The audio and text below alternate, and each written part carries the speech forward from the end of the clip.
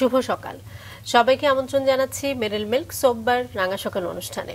সুন্দর দিনের প্রত্যাশা রেখে শুরু করছি আমাদের আজকের রাঙা সকাল। 2 ঘন্টা জুড়েই আয়োজন রয়েছে, আর পুরো রাঙা সকাল পরিবারের সঙ্গে আছি কাজী রওশনারা সাকি, আছি আমি মাসুক। শুভ সকাল আমার তরফ থেকেও। সাকি, শুভ সকাল। শুভ সকাল মাসুক, কেমন আছো? ভালো আছি, তুমি কেমন আছো? আমিও ভালো আছি। রাঙা সকালে তো আমরা সবসময় ভালো থাকি। একদম। চলো জানাই কে আছেন আজকে। একদম। প্রিয় দর্শক, আমাদের আজকে রাঙা সকালের অতিথি আবৃত্তি শিল্পী নাইমা সুলতানা রুনা। চলুন তাকে স্বাগত জানাই। শুভ সকাল। শুভ সকাল। কেমন আছেন? জি আলহামদুলিল্লাহ ভালো আছি। আপনারা ভালো আছেন? আমরাও ভালো আছি, রাঙা সকাল পরিবার ভালো আছে। একদম শুরুতে, যেহেতু আপনি একজন বাচিক শিল্পী, আবৃত্তি শিল্পী, আপনার কাছ থেকে ছোট একটা টিপস নেব। সেটা হচ্ছে এই যে আবহাওয়ার যে একটা পরিবর্তন হচ্ছে, এই সময় আসলে গলার সমস্যা এক একজনের এক এক রকম হয়, ঠান্ডাটা একটু জেঁকে ধরে, আপনি আসলে কিভাবে এটাকে নিয়ন্ত্রণ করেন? এটাকে নিয়ন্ত্রণ করতে হলে পরে আসলে আমাদেরকে সবসময় মানে গলার প্রতি যত্নশীল হতে হবে। ঠান্ডা একদমই খাওয়া যাবে না, একদমই না। হ্যাঁ, তারপর যেহেতু মানে সিজনটা চেঞ্জ হচ্ছে, তো সাবধানে থাকতে হবে যাতে আমাদের ঠান্ডাটা না লাগে। এভাবে করে যত্ন।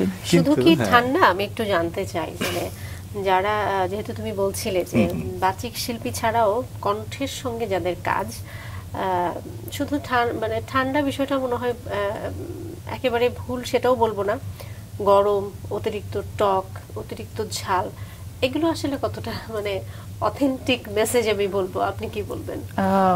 অতিরিক্ত ঝাল, অতিরিক্ত টক, এটা আসলে মানে ওইভাবে করে প্রভাবটা ফেলে না গলার উপরে, কিন্তু ঠান্ডাটা যতটা ফেলে, ঠান্ডা যাতে না লাগে সেই জন্য আমাদেরকে সবসময় যত্নশীল হতে হয়। পরিণত বয়সে সাকি যতই আসলে ঠান্ডা থেকে নিয়ন্ত্রণ করা যাক, শৈশবে কিন্তু একদমই সেটা সম্ভব নয়। আমরা ম্যামের শৈশবটাও একটু শুনি, তাই না? চলো যাই। ম্যাম, কেমন ছিল আপনার শৈশব? আসলে মানে প্রতিটি মানুষের শৈশবই তো একটু অন্যরকম থাকে, অনুভূতিগুলো একদমই অন্যরকম থাকে, এটা আসলে বলা যায় না।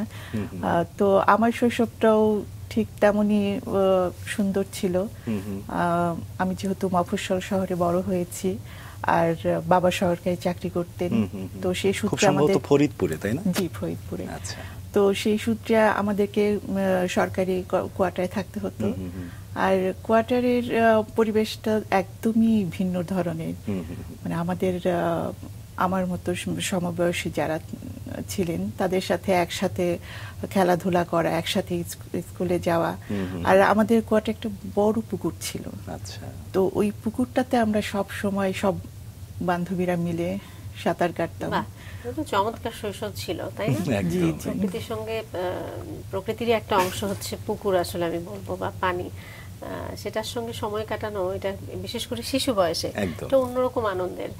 এই সময় যেমন বুঝি বাচ্চারা কি বলে, যে ছোট ছোট সুইমিং পুলগুলো আছে না, আমরা যেটা ছাদে বা একটু বারান্দায় যেটা অ্যারেঞ্জ করে দিই, ওরা এত বেশি হ্যাপি থাকে, তখন আসলে মাঝে মাঝে আমাদেরও মনে হয় যে এরকম একটা মানে শৈশবে যদি এরকম একটা পুকুর থাকতো, যেখানে আসলে যে পুকুরটাকে নিয়েই বাচ্চারা বড় হবে। তো ফরিদপুরে যেহেতু জন্ম, একটু জানতে চাই যে ফরিদপুরের কোথায়? আপনি তো বড় হয়েছেন ফরিদপুরের শহরে। জি। আচ্ছা, জন্ম কি শহরে হলো? না, জন্ম হয়েছে আমার দাদা বাড়িতে, সদরপুর উপজেলার পূর্বকান্দি গ্রামে। আচ্ছা। আর বেড়ে ওঠা একদমই ফরিদপুরে। আচ্ছা, সেখানে কি সিঙ্গেল ফ্যামিলি ছিল নাকি একান্নবর্তী? জি, সিঙ্গেল ফ্যামিলি ছিলেন। আচ্ছা, বাবা মা ভাই? বাবা মা ভাই বোন। ক ভাই বোন? আমরা 2 বোন 1 ভাই। আচ্ছা, আপনার অবস্থান? আমি মেঝো। আচ্ছা। বাবা মা সম্পর্কে একটু শুনি, কেমন ছিলেন বাবা মা, বা কেমন আছেন তারা? আমার বাবা একটু রাগী ছিলেন। আচ্ছা।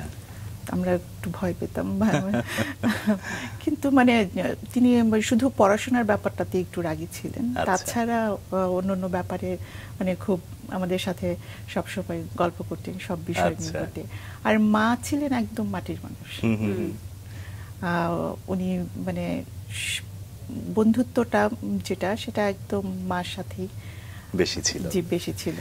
সাকি, আমাদের আজকের অতিথিকে আমার এত মিষ্টি মনে হচ্ছে যে বাবা রাগী হলেও এত মিষ্টি মানুষকে আসলে কিভাবে বকা দেওয়া সম্ভব, সেটাই আমি ভাবছিলাম। এই মিষ্টি মানুষটা সম্পর্কে আমরা আরো দর্শককে জানাতে চাই। জানি, প্রিয় দর্শক, নাইমা সুলতানা রুনার আবৃত্তি চর্চা শুরু হয় শৈশবেই। ফরিদপুর শিশু একাডেমিতে ভর্তি হওয়ার মাধ্যমে সঙ্গীতের পাশাপাশি আবৃত্তির প্রতিও তার আগ্রহ ছিল প্রবল।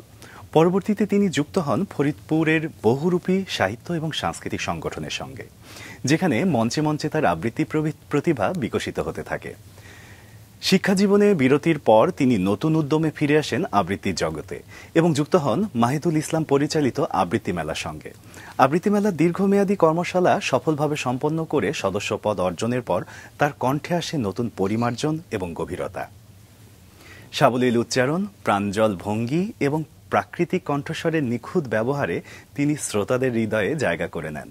আবৃত্তি মেলার পাশাপাশি তিনি বিশ্ব সাহিত্য কেন্দ্র আবৃত্তি সংঘের কর্মশালা সম্পন্ন করেন এবং মঞ্চ ও টেলিভিশন এবং অনলাইনের মাধ্যমে তার আবৃত্তি এখন নিয়মিতভাবে প্রশংসিত হচ্ছে। আমরা তাকে জানছিলাম ছোট্ট করে, বিস্তারিত জানবো, আবারও ফিরে যাচ্ছি তার কাছে। যেমনটা বলছিলাম আমরা শৈশবের কথা, যে বাবা আসলে এত শান্ত শিষ্ট মানুষটাকে আসলে কিভাবে শাসন করতো একটু শুনি। সেই স্মৃতিগুলো তো আসলে খুবই মধুর, বাবার সাথে সম্পর্কের জায়গাটাও শুনি এর মাধ্যমে। বাবা রাগী ছিলেন ঠিকই, কিন্তু মানে আমি অতটা বকা খাইনি। আচ্ছা, আমারও তাই মনে হচ্ছিল। খুবই কম বকা খেয়েছি। আমার মনে আছে যে 2-3 বার বকা খেয়েছি। বকা খেত কে? শুধু ছোট ভাইটা নাকি বড় বোন? আসলে আমরা কোনো ভাই বোনই ওইভাবে করে বকা খাইনি। ভাইটা একটু চঞ্চল ছিল, তো ও মাঝে মধ্যে একটু বকাঝকা খেত, কিন্তু আর ওইভাবে করে আর বকা এটাই খাওয়া হয় বেশিরভাগ পরিবারে। মাসুক, তুমি বকা খেয়েছো বেশি? আমি খুবই কম বকা খেয়েছি, এবং আচ্ছা, সেটা কেন শুধু বলছি, ছেলেরাই একটু বকা বেশি। আমাদের ভাই বোনের ভেতরে আমার 2 ভাই বেশি বকা খেয়েছে। আচ্ছা। আমরা বোনরা খুব একটা বকা খাইনি। আমি স্কুলে, তবে সেটা মায়ের কাছে, বাবার কাছে একদমই না। আচ্ছা। বাবা একেবারেই খুব কাছের বন্ধু হয়েছিলেন, মাও বন্ধু ছিলেন, তবে শাসনের ব্যবস্থাটা নিতেন। যাই হোক, আমরা একটু আপনার গল্প শুনবো, আরো একটু বিস্তারিতভাবে অনেক কিছু জানতে চাই। তার আগে আমার মনে হয় একটা কবিতার আবৃত্তি আপনার কণ্ঠে শুনি। কবিতার শুরুটা করছি আমাদের কবিগুরু রবীন্দ্রনাথ ঠাকুরের গীতাঞ্জলি থেকে কবিতা আবৃত্তি করছি। অন্তর মম বিকশিত করো অন্তরতর হে, নির্মল করো উজ্জ্বল করো সুন্দর করো হে, জাগ্রত করো উদ্যত করো নির্ভয় করো হে, মঙ্গল করো নিরলস নিঃসংশয় করো হে, অন্তর মম বিকশিত করো অন্তরতর হে, যুক্ত করো হে সবার সঙ্গে মুক্ত করো হে বন্ধ, সঞ্চার করো সকল কর্মে শান্ত তোমার ছন্দ, চরণ পদ্মে মমচিত নিস্পন্দিত করো হে, নন্দিত করো নন্দিত করো নন্দিত করো হে, অন্তর মম বিকশিত করো অন্তরতর হে। চমৎকার, মুগ্ধ হয়ে শোনার মতো একটা স্নিগ্ধ কবিতা। আসলে এই কবিতাটাই প্রথম পরিবেশনা হিসেবে কেন নিজে পছন্দ করলেন? এটা রবীন্দ্রনাথ ঠাকুরের প্রার্থনার মতো, তো প্রার্থনা দিয়েই শুরুটা করলাম, এই জন্যই এটা এমন একটা পছন্দ করেছি, আশা করছিলাম। দারুণ। একটু জানতে চাই, এই যে আবৃত্তি চর্চা, এটা কি একদম ছোটবেলায় টেনে টানলো আপনাকে, নাকি একটু পরিণত বয়সে এসে?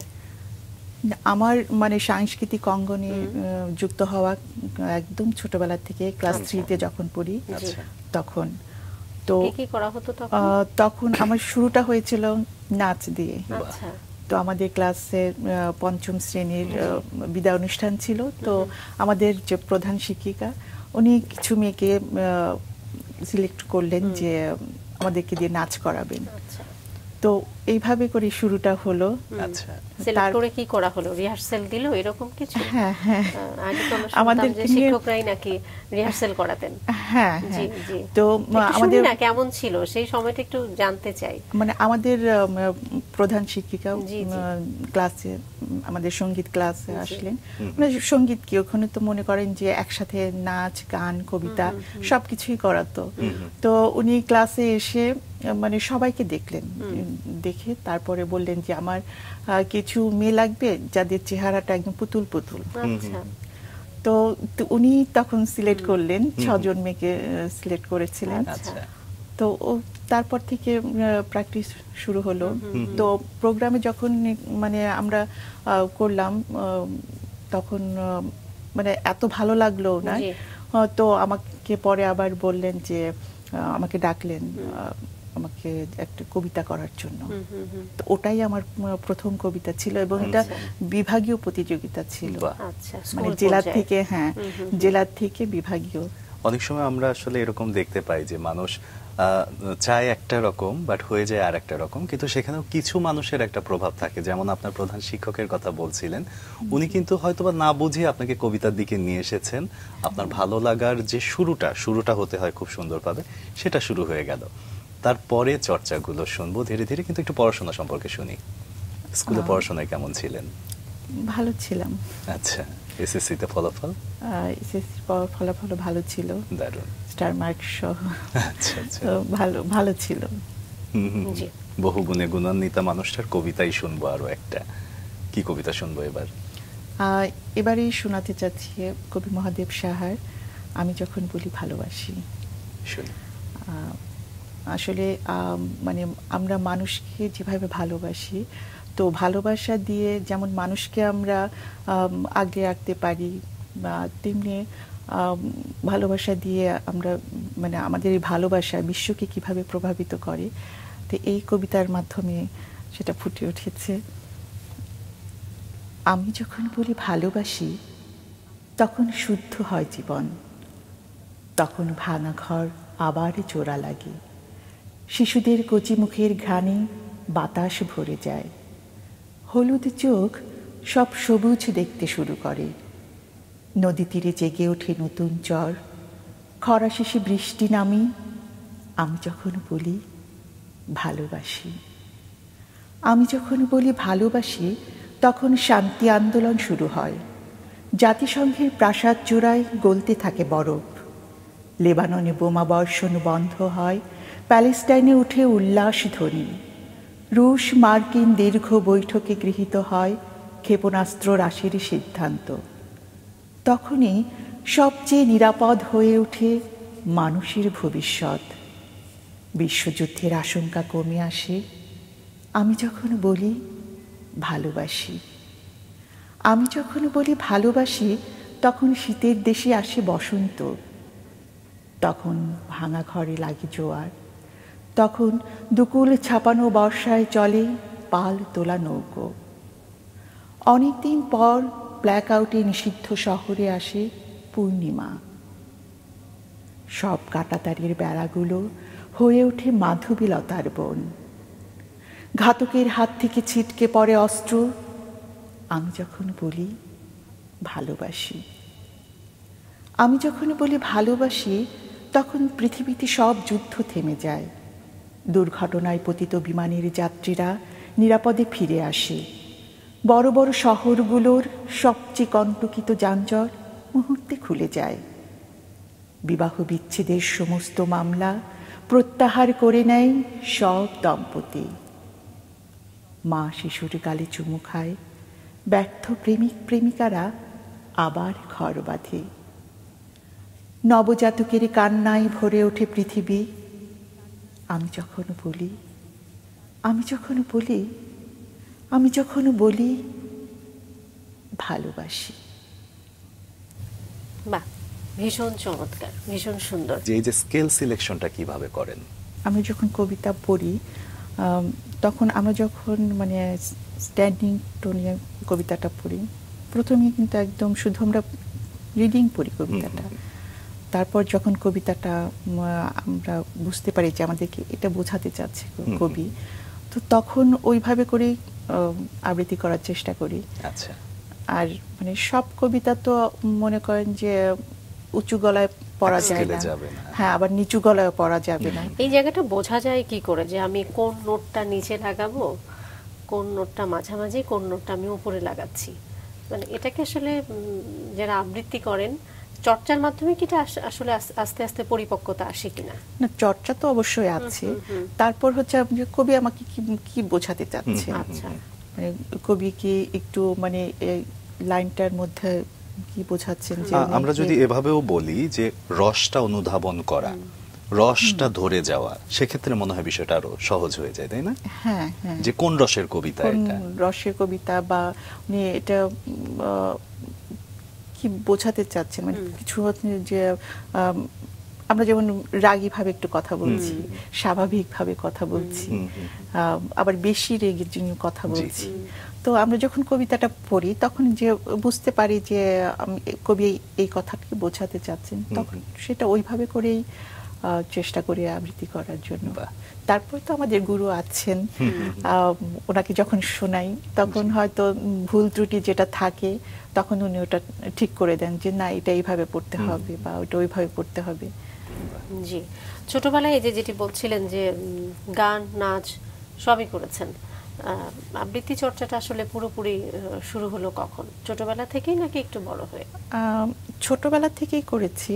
তো আমার আবৃত্তির হাতেখড়ি একদম মানে আমার মামা আব্দুল্লাহ বিপ্লব, ওনার কাছ থেকেই। উনি একজন আবৃত্তি শিল্পী, নাট্যশিল্পী।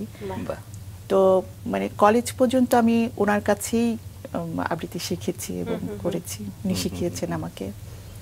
তারপরে বিয়ের পরে আমি আবৃত্তি মেলায় ভর্তি হই। সম্পূর্ণ নিজের ইচ্ছেতেই মামার কাছে চর্চাটা শুরু হলো, বিষয়টা এমন।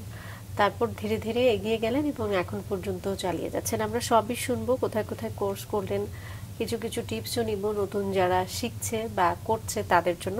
তার আগে আমার মনে হয় আমরা আরেকটা কবিতার আবৃত্তি শুনি আপনার কণ্ঠে। ঠিক আছে, এইবারে আমি আবৃত্তি করছি কবি জসিমউদ্দিনের কবিতা। কবি জসিমউদ্দিন আমারই জেলার কবি। আচ্ছা, তো ফরিদপুরের কবি। জি, ফরিদপুরে। তো ওনারই প্রতিদান কবিতাটি আবৃত্তি করছি। আমারই ঘর ভাঙিয়াছে যেবা, আমি পাখি তার ঘর, আপন করিতে কাঁদিয়া বেড়াই, যে মোরে করেছে পর। যে মোরে করেছে পথের বিবাগী, পথে পথে আমি ফিরি তার লাগি। দীঘল রজনী তার তরে জাগি, ঘুম যে হরেছে মন। আমারই ঘর ভাঙিয়াছে যেবা, আমি পাথি তার ঘর। আমারই কুল ভাঙিয়াছে যেবা, আমি তার কুল বাঁধি। যে গেছে বুকেতে আঘাত হানিয়া, তারে লাগিয়া আমি কাঁদি। যে মোরে দিয়েছে বিষে ভরা বান, আমি তেই তারে বুক ভরা গান। কাঁটা পেয়ে তারে ফুল করি দান, সারাটি জনম ভর। আপন করিতে কাঁদিয়া বেড়াই, যে মোরে করেছে পর। মোর বুকে যে বা কবরে বেঁধেছে, আমি তার বুক ভরি। রঙিন ফুলের সোহাগ জড়ানো, ফুল মালঞ্চ ধরি। যে মুখে সে কহেনি ঠুরিয়া বাণী, আমি লয়ে সখী তারই মুখখানি। কত ঠাঁই হতে কত কি যে আনি, সাজাই নিরন্তর। আপন করিতে কাঁদিয়া বেড়াই, যে মোরে করেছে পর। বাহ, পল্লী কবি জসিমউদ্দিনের, হ্যাঁ, এটি খুব জনপ্রিয় একটি কবিতা। কবিতা সিলেকশনের ক্ষেত্রে আসলে মানে কোন জায়গাটাতে মনোনিবেশ করেন? এই জন্যই জিজ্ঞেস করলাম। আপনি যখন জসিমউদ্দিনের কথা বলছিলেন যে আমার এলাকার কবি, আমার কবি, এরকম কোনো দুর্বলতা কি আছে যে ফরিদপুরের তো আরো অনেক বিখ্যাত বিখ্যাত কবি আছে, মানে তাদের কবিতা একটু বেশি করা হয় এরকম, নাকি আসলে ওভারঅল বাংলার সব কবির কবিতাই আবৃত্তি করেন? সব কবির কবিতায় আবৃত্তি করার চেষ্টা করি, কারণ এক একজন কবির লেখা এক এক ধরনের। এজন্য মনে হয় যে প্রত্যেকটা কবির কবিতাই পড়া উচিত। তো সেটাই চেষ্টা করি পড়ার জন্য। তারপরেও তো একটু কিছু টান থাকে। তো পল্লী কবি জসিমউদ্দিনের কবিতাগুলো পড়তে আমার খুবই ভালো লাগে, কারণ এখানে গ্রামের সৌন্দর্য, প্রকৃতির সৌন্দর্য তিনি তুলে ধরেছেন। পল্লী এবং প্রকৃতি দুটোই উঠে আসে এক কথায় আমরা বলতে পারি। ম্যাম, এই যে আপনি বলছিলেন যে বিভিন্ন কবির কবিতা আবৃত্তি করেন, মানে একসাথে অনেকের, মানে গানের ক্ষেত্রে যদি আমরা ধরি যে রবীন্দ্র নজরুল পল্লী গীতি একসাথে করতে গেলে অনেক বেশি চর্চার দরকার হয়, কবিতার ক্ষেত্রেও তাই, জ্ঞানটা অনেক বেশি রাখা দরকার হয়। সেই চর্চায় আপনি করছেন, কিন্তু সেই চর্চার শুরুটা হয়তোবা হয়েছিল বিভিন্ন প্রশিক্ষণের মাধ্যমে। আমরা একটু আবৃত্তি মেলাতে যে আপনি যুক্ত হলেন, সেখানে কি শিখলেন বা শুরুতে গিয়ে কেমন লাগলো সেই অভিজ্ঞতাটা শুনি। আসলে আবৃত্তি মেলা পরিবেশটা খুবই ভালো, মানে একদম মনে হয় ওখানে যে শিখছি অনেক দিন ধরে, ওখানে যে একটা প্রশিক্ষণ কেন্দ্র সেটা আসলে আমাদের কাছে মনে হয় না, মনে হয় যে পারিবারিক একটা পরিবেশের মধ্যেই কবিতা শিখছি। সেখানে কি কি ধরনের চর্চা করানো হলো বা কতদিনের কোর্স ছিল? এটা আসলে মানে এটা কর্মশালা আছে, তো করোনার আগে এটা মানে সরাসরি ক্লাস নেওয়া হতো, তো করোনার পর থেকে এখন অনলাইনে ক্লাস হচ্ছে। তো এখানে 2 মাস ব্যাপী একটা কর্মশালা হয়, তো এখন চলছে 26তম কর্মশালা। আচ্ছা আচ্ছা, বেশ দীর্ঘ সময়। সাকি, এই যে বিভিন্ন সময় আমরা বিভিন্ন কর্মশালার কথা শুনি, তুমিও শোনো, তো তোমার কি মনে হয় যে এই যে 2 মাস 3 মাস একজন শিল্পী তৈরি হওয়ার জন্য যথেষ্ট? আমার কিন্তু মনে হয় সেটা নিশ্চয়ই না, যে কোনো চর্চাই তো আসলে কি বলবো সবসময় লেগে থাকার বিষয়, করে ছেড়ে দেয়া। তবে হ্যাঁ, এই কোর্সগুলো খারাপ কিছু না, যে কোনো শিক্ষাই আসলে জীবনের কোথাও না কোথাও কোনো না কোনো ভাবে কাজে লাগে। আমি যদি আর একটু গঠনমূলক ভাবে বলি, সেটা হচ্ছে তোমার কোর্সগুলো একটা দিক নির্দেশনা দেয়, একটা টেস্ট তৈরি করে দেবে, কিন্তু নিজেকে চর্চা করে সেই জায়গাগুলো উতরাতে হবে, তাই তো ম্যাম? আপনার ক্ষেত্রে একটু শুনতে চাই, আপনি তো একেবারে স্কুল লাইফ থেকে শুরু করলেন আবৃত্তি চর্চাটা, এখন অবধি কি আপনি একেবারে অ্যাট এ টাইম চালিয়ে যাচ্ছেন বিষয়টা এমন, নাকি ব্রেক নিয়েছেন, আবার করেছেন, আবার ব্রেক নিয়েছেন? ব্রেক নিয়েছি, কলেজের পর তখন কিছুটা সময় ব্রেক নিয়েছি, তারপর বিয়ে হয়ে গেল আমার। অবশ্য পড়াশোনা করতে করতেই বিয়ে হয়ে গেছে, তো আমি যখন অনার্সে পড়ি তখন, তো ওই সময়টাতে আমার কিছুটা সময় ব্রেক হয়েছে, কারণ ওই সময়টাতে আমি যখন অনার্স ফাইনাল দিচ্ছি তখন আমার অনার্স ফাইনাল 4 দিন পরে, পরীক্ষার 4 দিন পরে আমার বেবি হয়, আমার মেয়ে হয়, তো তারপরে আর ওইভাবে করে আমি সময়টা দিতে পারি। কেন জিজ্ঞেস করলাম, যে আসলে ব্রেক নিলে যেটা হয় তারপরে নতুন করে শুরু করা আসলে একটা নতুন চ্যালেঞ্জ। আমার মনে হয় তখন আবার মনে হয় যে একেবারে জিরো, আমি সেই জিরো থেকে আবার শুরু করতে হয়। আমি সেই জন্যই জানতে চাচ্ছিলাম যে কোনো ব্রেক নেওয়া হয়েছে নাকি আসলে আপনি সেই যে শৈশব থেকে শুরু করলেন এখন পর্যন্ত চালাচ্ছেন কিনা। তারপরে আপনি চালাচ্ছেন, করছেন, লেগে আছেন, এটা হচ্ছে অনেক বড় বিষয়। আমরা আরো একটা কবিতার আবৃত্তি শুনি, তারপর আবার গল্পে ফিরবো। এখন শোনাচ্ছি হুমায়ুন আজাদের কবিতা আমাদের মা। আমাদের মাকে আমরা বলতাম তুমি, বাবাকে আপনি। আমাদের মা গরিব প্রজার মতো দাঁড়াতো বাবার সামনে, আর কথা বলতে গিয়ে কখনোই কথা শেষ করে উঠতে পারত না। আমাদের মাকে বাবার সামনে খড়কুটোর মতো এমন তুচ্ছ দেখাতো যে মাকে আপনি বলার কথা আমাদের কোনোদিন মনে হয়নি। আমাদের মা আমাদের থেকে বড় ছিল, কিন্তু ছিল আমাদের সমান। আমাদের মা আমাদের শ্রেণী, আমাদের বর্ণে, আমাদের গোত্রের। বাবা ছেলে অনেকটা আল্লাহর মতো, তার জ্যোতি দেখলে আমরা সেজদা দিতাম। বাবা ছিলেন অনেকটা সিংহের মতো, তার গর্জনে আমরা কাঁপতে থাকতাম। বাবা ছিলেন আরিয়ল বিলের প্রচণ্ড চিলের মতো, তার ছায়া দেখলেই আমরা মুরগির বাচ্চার মতো মায়ের ডানার নিচে লুকিয়ে পড়তাম। ছায়া সরে গেলে আবার বের হয়ে আকাশে দেখতাম। আমাদের মা ছিল অশ্রুবিন্দু, দিন রাত টলমল করত। আমাদের মা ছিল বনফুলের পাপড়ি, সারা দিন ঝরে ঝরে পড়ত। আমাদের মা ছিল ধান ক্ষেত, সোনা হয়ে দিকে দিকে বিছিয়ে থাকত। আমাদের মা ছিল দুধ ভাত, 3 বেলা আমাদের পাতে ঘন হয়ে থাকত। আমাদের মা ছিল ছোট্ট পুকুর, আমরা তাতে দিন রাত সাঁতার কাটতাম। আমাদের মার কোনো ব্যক্তিগত জীবন ছিল কিনা আমরা জানি না। আমাদের মাকে আমি কখনো বাবার বাহুতে দেখিনি। আমি জানি না মাকে জড়িয়ে ধরেই বাবা কখনো চুমু খেয়েছেন কিনা। চুমু খেলে মার ঠোঁট ওরকম শুকনো থাকতো না। আমরা ছোট ছিলাম, বছর বছর আমরা বড় হতে থাকি। আমাদের মা বড় ছিল, কিন্তু বছর বছর মা ছোট হতে থাকে। ষষ্ঠ শ্রেণীতে পড়ার সময়ও ভয় পেয়ে মাকে জড়িয়ে ধরতাম। সপ্তম শ্রেণীতে ওঠার পর ভয় পেয়ে মা একদিন আমাকে জড়িয়ে ধরে। আমাদের মা দিন দিন ছোট হতে থাকে, আমাদের মা দিন দিন ভয় পেতে থাকে। আমাদের মা আমাদের মা আমাদের মা আর বনফুলের পাপড়ি নয়, সারা দিন ঝরে ঝরে পড়ে না। আমাদের মা আর ধান ক্ষেত নয়, সোনা হয়ে বিছিয়ে থাকে না।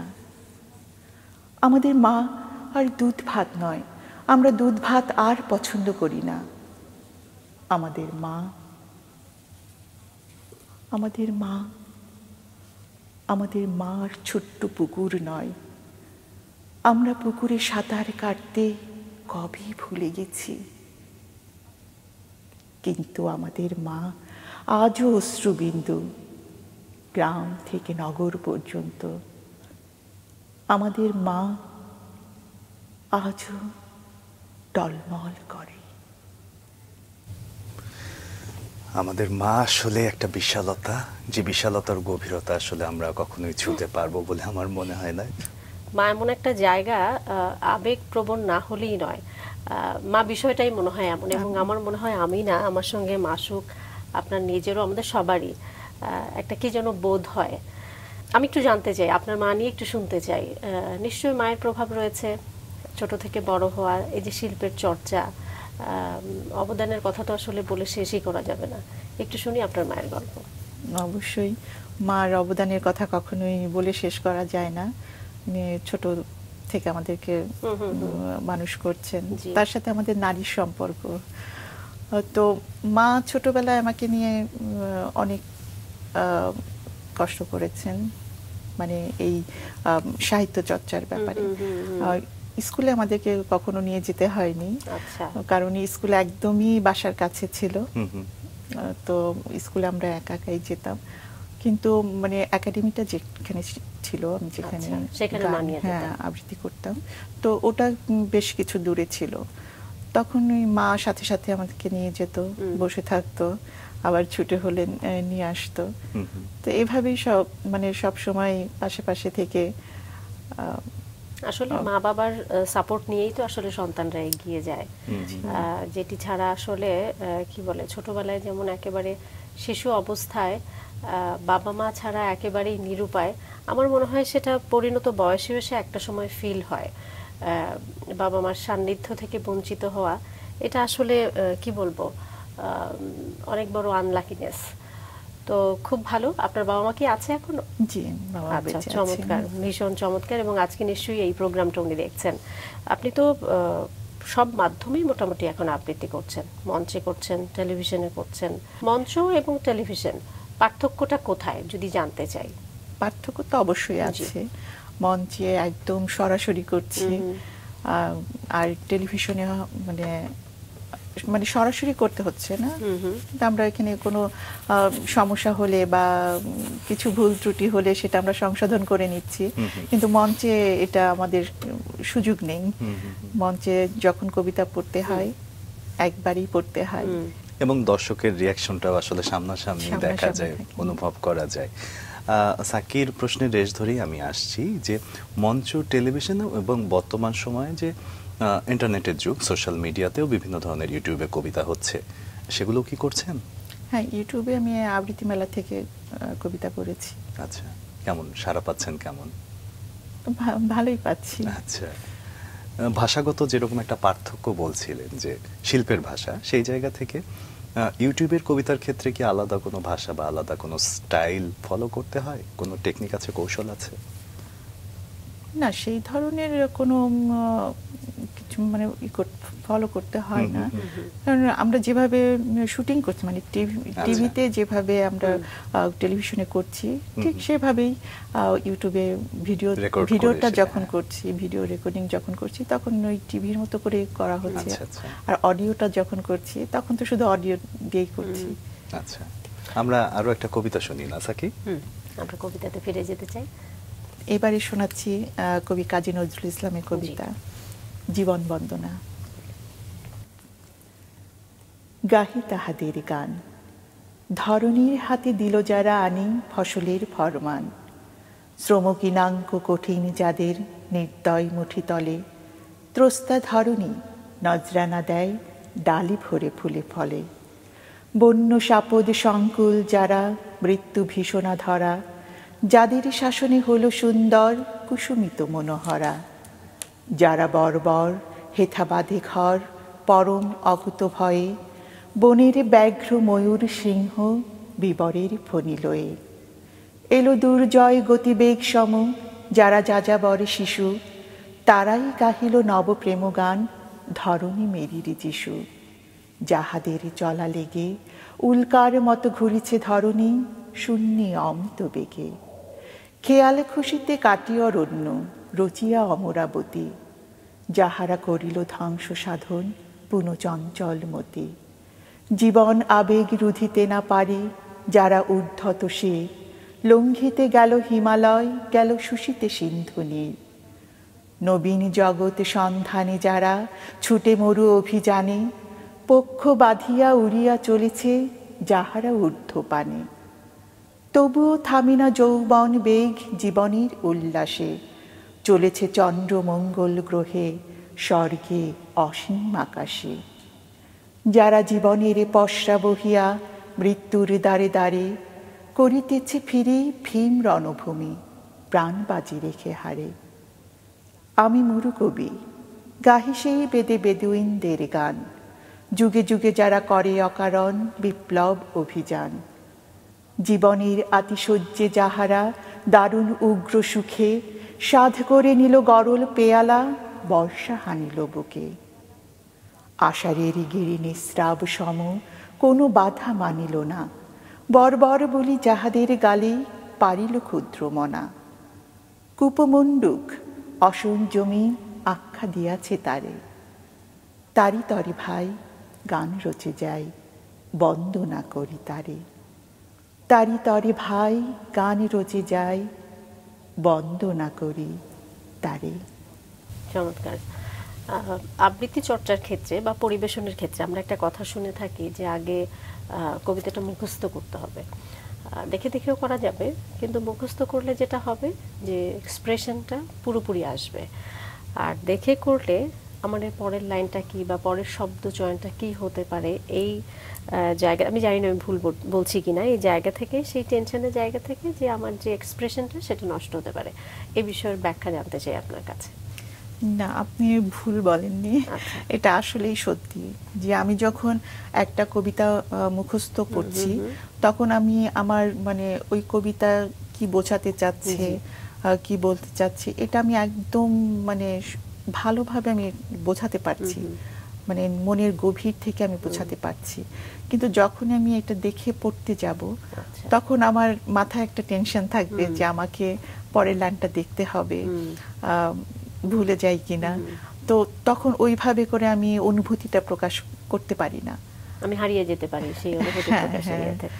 আপনি কি একেবারে এই আমরা যেটাকে চলিত ভাষা বলি, যেটি আপনি এতক্ষণ পর্যন্ত আবৃত্তি করছেন, সেই ভাষাকেই সবসময় আপনি বেছে নেন, নাকি আঞ্চলিক ভাষা বা সাধু ভাষা এদেরও আসলে সন্নিবেশ থাকে আপনার কোনো কবিতায়, বা আপনি চর্চা করেন কিনা, আবৃত্তি করেন কিনা? আবৃত্তি করতে চেষ্টা করি আঞ্চলিক ভাষা বা কবিতাগুলো, যখন সব কবিতা তো ওইভাবে করে এখনো মানে পড়া হয়ে ওঠেনি, তবু মানে হ্যাঁ ইচ্ছা আছে যে আঞ্চলিক ভাষায় কিছু কবিতা পড়বো, সাধু ভাষায়। সাধু ভাষায় কবিতা কিছু কিছু পড়া হয়, যেমন রবীন্দ্রনাথের কবিতা থাকে, কাজী নজরুল ইসলামের কবিতাতেও আছে, তো এটা তো পড়া হচ্ছে। কিন্তু আঞ্চলিকটা পড়ার খুব ইচ্ছা আছে যে কিছু কবিতা পড়া। নিশ্চয়ই আমরা পরে কোনো আয়োজনে আপনার কণ্ঠে শুনবো। আমরা কি এখন আরেকটা কবিতার আবৃত্তি শুনবো আপনার কণ্ঠে? অবশ্যই জি। এবারেও হুমায়ুন আজাদের কবিতা শোনাচ্ছি। আমি সম্ভবত খুব ছোট কিছুর জন্য মারা যাব।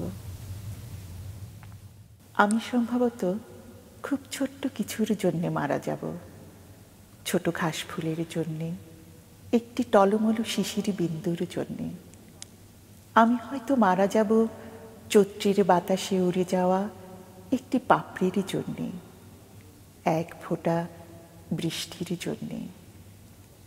আমি সম্ভবত খুব ছোট্ট কিছুর জন্যে মারা যাব, দোয়েলের শিশির জন্যে, শিশুর গালের একটি টোলের জন্যে। আমি হয়তো মারা যাব কারো চোখের কোণে গেঁথে থাকা এক বিন্দু অশ্রুর জন্যে, এক ফোঁটা রৌদ্রের জন্যে। আমি সম্ভবত খুব ছোট্ট কিছুর জন্যে মারা যাব, এক কণা জ্যোৎস্নার জন্যে, এক টুকরো মেঘের জন্যে। আমি হয়তো মারা যাব টাওয়ারের 21 তলায় হারিয়ে যাওয়া একটি প্রজাপতির জন্যে, এক ফোঁটা সবুজের জন্যে। আমি সম্ভবত খুব ছোট্ট কিছুর জন্যে মারা যাব, খুব ছোট্ট একটি স্বপ্নের জন্যে, খুব ছোট্ট একটি দুঃখের জন্যে। আমি হয়তো মারা যাব কারো ঘুমের ভেতরে ছোট্ট একটি দীর্ঘশ্বাসের জন্যে, এক ফোঁটা সৌন্দর্যের জন্যে। এত সুন্দর করে এবং এত সুন্দর সুন্দর কবিতা শোনাচ্ছেন, আমরা তো মুগ্ধ হয়ে যাচ্ছি, সাথে দর্শকরাও। ম্যাম, আপনার কাছে বেশি ভালো, তাই না? সত্যিই তাই, এবং এত মানে মনে হচ্ছে যে একদম পাশের বাড়ির মানুষের একজনের আবৃত্তি শুনছি, যে খুব ন্যাচারালি কবিতাটা আবৃত্তি করছে, যে জিনিসটা অনেক বেশি টানছে আমাদের। ম্যাম, আপনার কাছে জানতে চাইবো যে আবৃত্তি তো চর্চা করছেন, ইন জেনারেলি কিছু প্রশ্ন আছে না, সেরকম একটা প্রশ্ন যে একজন আবৃত্তি শিল্পীর আসলে কি কি গুণ থাকা উচিত? আবৃত্তি করতে গেলে আমাকে প্রথমেই শুদ্ধ উচ্চারণ জানতে হবে, প্রমিত উচ্চারণ যেটা, সেটা অবশ্যই জানতে হবে। তারপর হচ্ছে আমার গলার কিছু কাজ জানতে হবে, গলার ওঠানামার কিছু কাজ জানতে হবে, মডুলেশন করতে হবে, আমাকে পজ জানতে হবে, আমাকে ফ্রেমটা কি, কবিতার ফ্রেমটা কিরকম হবে সেটা জানতে হবে, টেক্সট এন্ড সাবটেক্সট। হ্যাঁ, তো এগুলো যখনই আমি সবগুলো ধারণ করতে পারবো, তখনই হয়তো আমি কবিতাটা খুব ভালো করে আবৃত্তি করতে পারবো। এবং বিশেষ করে মায়েদের এই প্রমিত ভাষায় কথা বলা বা শুদ্ধ উচ্চারণে কথা বলা, এটা তো আমার মনে হয় সন্তানের উপরও খুব পজিটিভলি একটা প্রভাব ফেলে। বাংলার একটা আধিক্য সেই সন্তানের উপরও আমার মনে হয় পরিলক্ষিত হয়। একটু আপনার মুখ থেকে শুনে, আপনার সন্তানরাও তো সাংস্কৃতিক পরিমণ্ডলে আছেন, জি জি, তাদের গল্প একটু ছোট্ট করে শুনি। আমার এক ছেলে এক মেয়ে। তো ছোটবেলা থেকেই আমার ইচ্ছা ছিল যে ওদেরকে আমি সাংস্কৃতিক অঙ্গনের সাথে যুক্ত করব। ওরা যেহেতু ইংলিশ মিডিয়ামে পড়াশোনা করেছে, তারপর আমি মানে এই সাংস্কৃতিক অঙ্গনের সাথে ওদেরকে চেষ্টাটা ছিল। হ্যাঁ, চেষ্টা ছিল। তো ছোটবেলাতেই আমি ওদেরকে গানের স্কুলে ভর্তি করে দিই। তো ওখান থেকে ওদেরকে যখন আমি গানের স্কুলে ভর্তি করে দিই, তো আমাকে তো বসে থাকতে হতো। তো অনেক দিন পরে আমি মানে চিন্তা করলাম যে আমি বসে আছি, তো আমি একটু ওদের সাথে একটু গানটাও একটু শিখি। আচ্ছা, মানে গানের চর্চাটা আছে এখনো? আছে কি, মানে খুব কম। তখন একটু ছিল বেশি, কিন্তু এখন একদমই কম। চমৎকার চমৎকার। তো ওরা গান শিখতে হচ্ছে বেনুকা ললিত কলা কেন্দ্রে, সাংস্কৃতিক প্রতিষ্ঠান। তো ওখানে যে গানের টিচার ছিলেন মিতা মোস্তফা, তো ওনাকে আমি একদিন গিয়ে বললাম যে মিস, ছোটদের সাথে সাথে কি বড়দেরও কি ক্লাস করা যায়? তখন উনি মানে এত আনন্দিত হলেন যে মানে আমার মতো একজন বড় মানুষ শিখতে চাচ্ছে। তো উনি বললেন যে অবশ্যই, কেন যাবে না, আপনি যদি চান তাহলে আপনি ওদের সাথেই ক্লাস করবেন। তো তখন আমি ওদের সাথেই ক্লাস করতাম। হ্যাঁ, তো পরে আর মনে করা হয়নি, কিন্তু ছেলেমেয়েরা ওরা করেছে। কিন্তু আমার আজকে স্যার কি আমাদের অতিথির কবিতা আবৃত্তি একের পর এক শুনতে ইচ্ছা করছে, কি করা যায়? চলো যাই আমরা পরের কবিতায় ফিরে যাই। আমি এবার যে কবিতাটি আবৃত্তি করছি কবি শামসুর রহমানের কবিতা কালো মেয়ের জন্য পংক্তিমালা। আমার নাম ধাম তোমার জানার দরকার নেই কালো মেয়ে, আমি সাদা কি কালো, হলদে কি বাদামি, সবুজ কি বেগুনি, তাতে কি এসে যায়? ধরে নাও আমার কোনো বর্ণ নেই, আমি গোত্রহীন। বলা যায় আমি শুধু একটি কণ্ঠস্বর, যা মিশে থাকে ঘন কালো অরণ্যের লতাপাতায়, ঝিলের টোল খাওয়া পানিতে, হরিণের মুখ রাখার ভঙ্গিমায়, উটের গলার ঘণ্টার ধ্বনিতে। এই কণ্ঠস্বর বয়ে যায় বিষুব রেখায়, উত্তর মেরুতে, বঙ্গোপসাগরের তরঙ্গে তরঙ্গে, আর আফ্রিকার অজস্র জেব্রার ক্ষুরধ্বনিময় প্রান্তরে। কালো মেয়ে, তুমি যতই কালো হও, তোমার সত্তায় আমি দেখেছি গির্জার মোমবাতির আলোর মতো আভা। সে আভাকে প্রণতি জানায় এই কণ্ঠস্বর। তুমি যখন প্রথম চোখ মেলেছিলে কালো মেয়ে, স্বল্পালোকিত কাঠের কেবিনে, তখন তোমার মুখের দিকে ঝুঁকেছিল একটি কালো মুখ, যে স্তন তোমার শিরায় শিরায় বইয়ে দিয়েছিল জীবনের ধারা। কালো সে স্তন। তোমার দোলনা দুলিয়েছিল যে হাত, সে হাত কালো। তোমার জন্য রুটি বানিয়েছিল যে হাত, সে হাত কালো।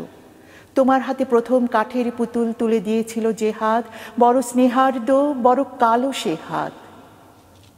কালো মেয়ে, তুমি দারিদ্র্যের গহ্বরে হামাগুড়ি দিয়ে, মিথ্যার মতো সাদার উৎপীড়নে ধুকে ধুকে, লাঞ্ছনার অট্টহাসি শুনে, বঞ্চনার শতখানা খন্দ পেরিয়ে, গায়ে উপহাসের কাদা মেখে, গা ঝাড়া দিয়ে, জ্যোৎস্নার চন্দন লিপ্ত হরিণীর মতো এসে দাঁড়িয়েছ যৌবনের চূড়ায়।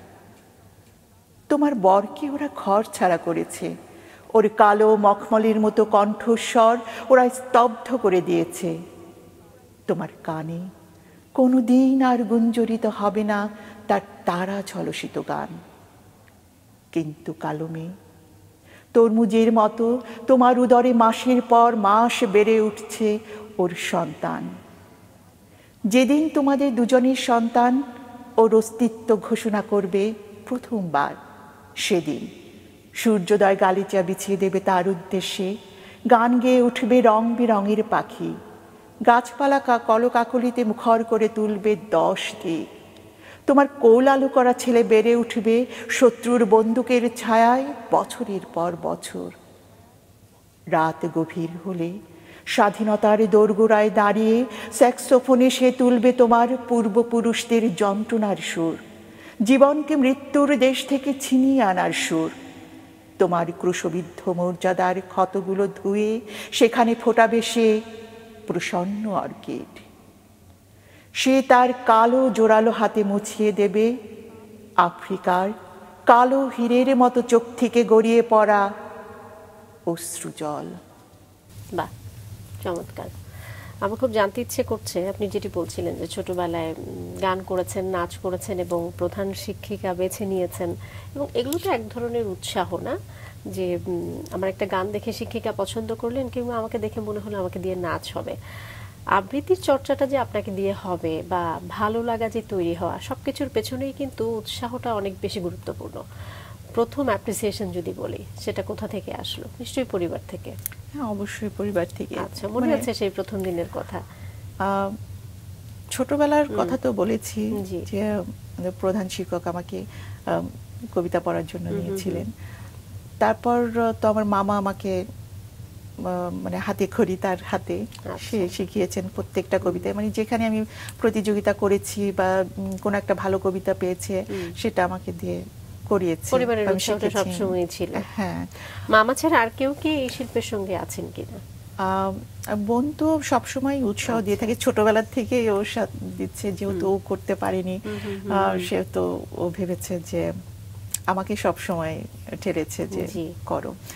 আর তাছাড়া এখন মানে এই সময়টাতে আমার হাজবেন্ড সে তো সব সময় উৎসাহ দেয়। ও আবৃত্তি করে, ও বিশ্ব সাহিত্য কেন্দ্রের আবৃত্তি সঙ্গীর সাথে আছে। নামটা একটু আমরা শুনি। মোহাম্মদ ইমরুল হাসান। আচ্ছা। আবার আবৃত্তি মেলার সাথেও আছেন। আচ্ছা। আর এরপরে যে বলতে হয় যে আমার ভাসুর মোহাম্মদ জাহিদ হাসান এবং আমার যা নীলা হাসান, ওরা দুজনেই মানে প্রতিষ্ঠিত আবৃত্তি শিল্পী। আর ভাইয়া তো যেমন কবিতা লিখেন তেমনি আবৃত্তিও করেন, এবং আমি ওনার কাছেও অনেক কিছু শিখি।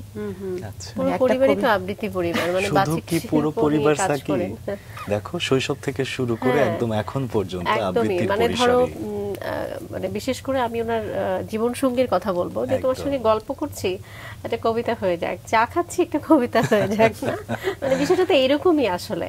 মানে চর্চার জায়গাটা আমি বলবো অনেক বেশি মসৃণ। হ্যাঁ, কোথাও বেড়াতে যাচ্ছি, হয়তো কবিতাটা নিয়ে দুজনে গল্প করছি বা চর্চা করছি। চমৎকার, সুন্দর, এমন হওয়াই আসলে উচিত। যারা আসলে শিল্প, যে কোনো শিল্প নিয়ে কাজ করতে চান, সেই পরিবেশের সেই পরিমণ্ডলেই আসলে থাকা উচিত। আমরা আরেকটা কবিতার আবৃত্তি শুনতে চাই। এবার যে কবিতাটা শোনাতে যাচ্ছি কবি আসাদ চৌধুরী কবিতা। উনি এই কবিতাটি 70 দশকের দিকে লিখেছিলেন। সত্য ফেরারি, কবিতাটির নাম সত্য ফেরারি। কোথায় পালালো সত্য? দুধের বোতলে, ভাতের হাঁড়িতে? নেই তো। রেস্টুরেন্টে, হোটেলে, সেলুনে, গ্রন্থাগারের গভীর গন্ধে, টেলিভিশনে বা সিনেমা বেতারে, নৌকোর খোলে সাপের ঝাঁপিতে? নেই তো। গুড়ের কলসি, বিষের কৌটো, চিনির বয়াম, বাজারের ব্যাগ, সিগারেট কেস, পানির ডিব্বা, জর্দার শিশি, লক্ষ্মীর সরা, নকশি পাতিল, চৌকির তলা, সবই খুঁজিলাম, খুঁজে দেখলাম নেই তো। সাংবাদিকের কাঠের ডেস্কে, কাগজে কলমে, কেতাবে পুঁথিতে, ইঞ্জেকশনে, দাদের মলমে, ভেনিটি ব্যাগে বা পকেটে আঁচলে, ড্রয়ারে, ব্যাংকে, আয়রন সেফে, সত্য নামক মহান বস্তু নেই তো। কবিতায় নেই, সঙ্গীতে নেই, রমণীর চারু ভঙ্গিতে নেই, পাগলের কারহ প্রলাপেও নেই, নাটকের কোনো সংলাপে নেই, শাসনেও নেই, ভাষণেও নেই, আধারেও নেই, আলোতেও নেই, রেখাতেও নেই, লেখাতেও নেই, উত্তরে নেই, প্রশ্নেও নেই, লেবাসেও নেই, সিলেবাসে নেই, হতাশায় নেই, আশাতেও নেই, প্রেম, প্রীতি, ভালোবাসাতেও নেই, এমনকি কালো বাজারেও নেই। কোথায় গেলেন সত্য? কথাটা এত সুন্দর এবং কবিতাটাও ভীষণ সুন্দর আপনি বলেছেন। ম্যাম, আপনার কাছে জানতে চাইবো যে একদম গুরুর সাথে গুরুর দীক্ষা নেওয়া, এবং বর্তমান সময়ে দেখা যাচ্ছে যে ফিজিক্যালি গুরুর দীক্ষা নেওয়ার চেয়ে অনলাইনেও মাঝে মাঝে আমরা নিচ্ছি, এক্ষেত্রে কি একদম বেসিক যে চর্চাটা, গুরু যেমন একদম সামনে থেকে বসে আপনাকে ঠিক করে দিতে পারছে, নোটটা আপনি একদম কানে মুখে শুনছেন, যেটা একদম ডিরেক্ট, সেটা বেশি ইফেক্টিভ হচ্ছে, নাকি বিভিন্ন মাধ্যমে আমরা যেভাবে কবিতা আবৃত্তি অনেক সময় শিখছি সেটা ইফেক্টিভ হচ্ছে? আসলে মানে সামনাসামনি কবিতা শিখলে যেটা এটা আমাদের জন্য অনেক উপকার হয়। আমরা অনেক বিষয়টা মানে সাথে সাথেই জানতে পাচ্ছি। মানে একটা জিনিস আছে যে আমাদেরকে একটা বোঝাচ্ছে, আমরা সেই জিনিসটা হয়তো বুঝতে পারছি না, আমরা হয়তো কয়েকবার আমাদের গুরুকে জিজ্ঞেস করছি, যতক্ষণ পর্যন্ত আমরা না বুঝতে পারছি আমাদের গুরু আমাদেরকে বোঝাচ্ছে এইভাবে করে। কিন্তু অনলাইনে যেটা হয় সেটা তো ওভাবে করে করা যায় না, আমরা জানতে পারি না। আমাদের গুরু যেভাবে যতটুকু বলছে আমরা শুধু সেতটুকুই শুনছি, কিন্তু আমাদের যে বলাটা, আমাদের যে বোঝাটা বা আমরা যেটা পারছি না, সাথে সাথে আমরা যেটা নিতে পারবো, ওই জিনিসটা করা হয় না একদম একদম। কিন্তু মানে আমাদের আবৃত্তি মেলায় যে কর্মশালায় ক্লাস হয়, তো এখানে 2 দিন হচ্ছে ফেসবুকে লাইভ হয়, আর 3 দিন আমাদের টিউটোরিয়াল ক্লাস হয়। আচ্ছা। তো টিউটোরিয়াল ক্লাস যেটা হয় সেটা হলো গুগল মিটে হয়। তো ওখানে যখন আমাদের শ্রদ্ধেয় মাহি ভাই উনি প্রত্যেকের কবিতা একদম ধরে ধরে কবিতাটা শোনে, মানে 2টো করে কবিতা, প্রত্যেকের কবিতা শুনে, এবং কোথায় কি করতে হবে, কোথায় কোন ভুল আছে আমাদের, সেটা উনি একদম সাথে সাথে বলে দেন। ম্যাম, আপনার কথা রেশ ধরে আরেকটা বিষয় জানতে চাই, সেটা হচ্ছে শিল্পের চর্চা আসলে কয়েকভাবে হয়। তার মধ্যে একটা হচ্ছে চর্চার মাধ্যমে, গানটা চর্চার মাধ্যমে, নাচটা চর্চার মাধ্যমে, আর একটা হচ্ছে মেধাবৃত্তিক চর্চা, মানসিকভাবে সেটাকে চর্চা করা। সেক্ষেত্রে পড়াশোনাটা খুবই গুরুত্বপূর্ণ। কবিতার ক্ষেত্রে আমরা কি কি ধরনের বই পড়তে পারি?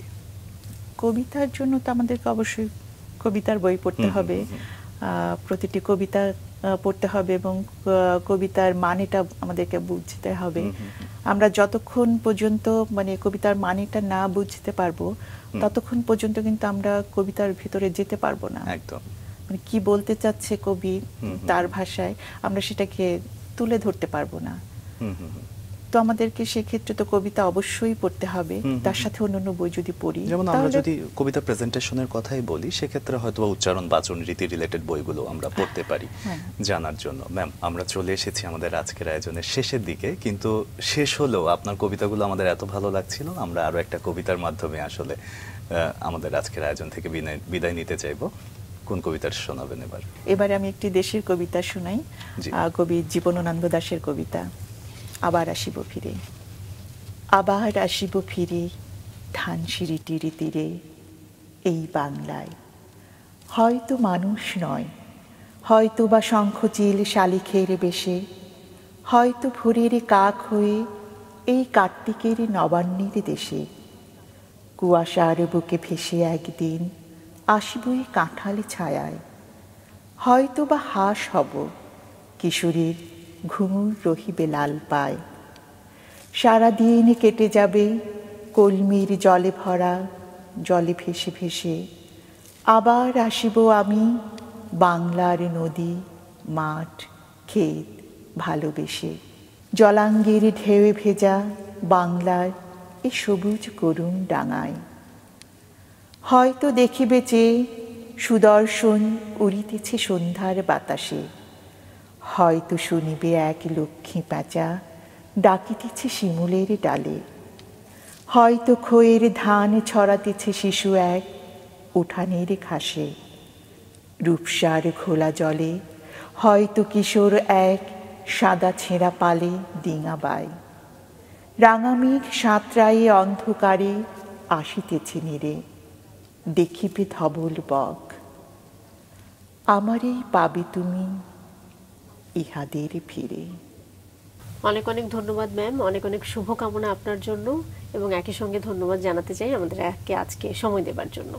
আপনাদেরকে অসংখ্য ধন্যবাদ।